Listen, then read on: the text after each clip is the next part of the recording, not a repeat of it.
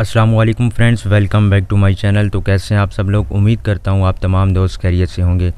तो दोस्तों, इस वीडियो में आपके साथ कतर की 4 लेटेस्ट न्यूज़ अपडेट्स आपके साथ शेयर करने वाला हूं। तो वीडियो शुरू करने से पहले तमाम नए दोस्तों से ये गुजारिश है कि अगर अभी तक आपने हमारे इस चैनल को सब्सक्राइब नहीं किया तो चैनल को सब्सक्राइब कर लें ताकि कतर की तमाम खबरें आपको बआसानी बर वक्त मिल सकें।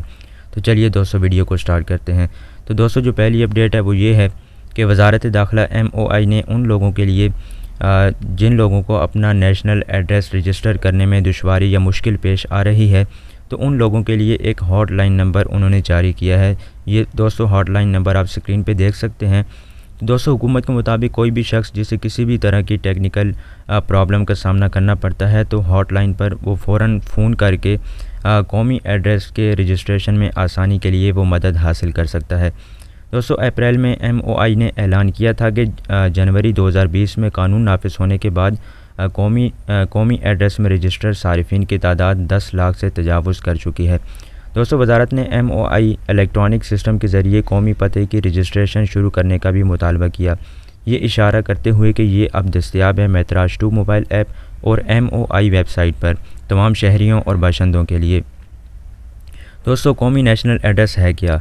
दोस्तों, नेशनल एड्रेस 2017 के कानून नंबर 24 के मुताबिक मुल्क में हर शहरी और रिहायशी को 26 जुलाई 2020 से पहले मैतराज 2 के ज़रिए कतर में सरकारी हुकाम के साथ मुस्तकिल कौमी पता दर्ज करवाने के पाबंद हैं।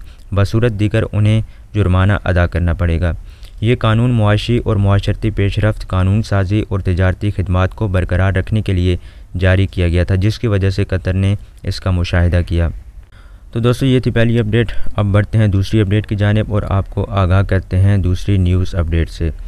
तो दोस्तों, जो दूसरी अपडेट है वो ये है कि अलदैन म्यूनसिपलिटी के हेल्थ कंट्रोल सेक्शन ने मई के दौरान खाने पीने के मुख्तलिफ इदारों में 213 मुआयना टूर किए थे, जिसके नतीजे में इंसानी फूड कंट्रोल के ज़वाबित पर कानून नंबर 1990 के कानून नंबर 8 की खिलाफवर्जी की 16 रिपोर्टें जारी की गईं।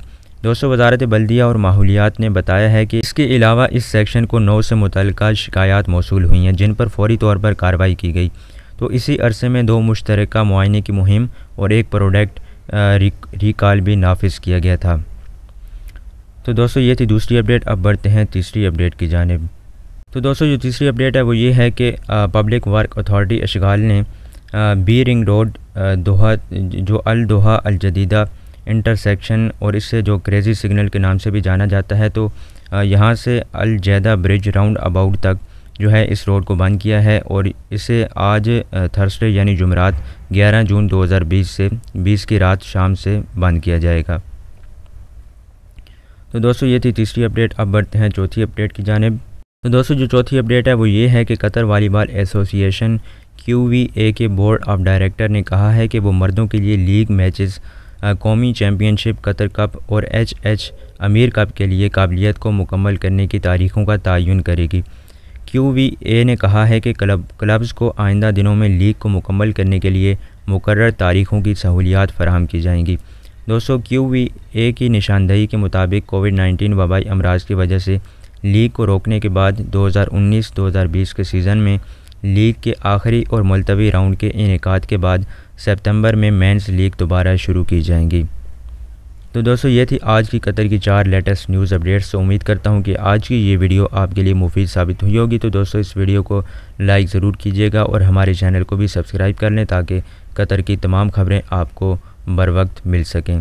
तो दोस्तों, मिलेंगे आपसे नेक्स्ट वीडियो में। तब तक के लिए दें हमें इजाज़त और अपना बहुत बहुत ख्याल रखिएगा। अल्लाह हाफिज़।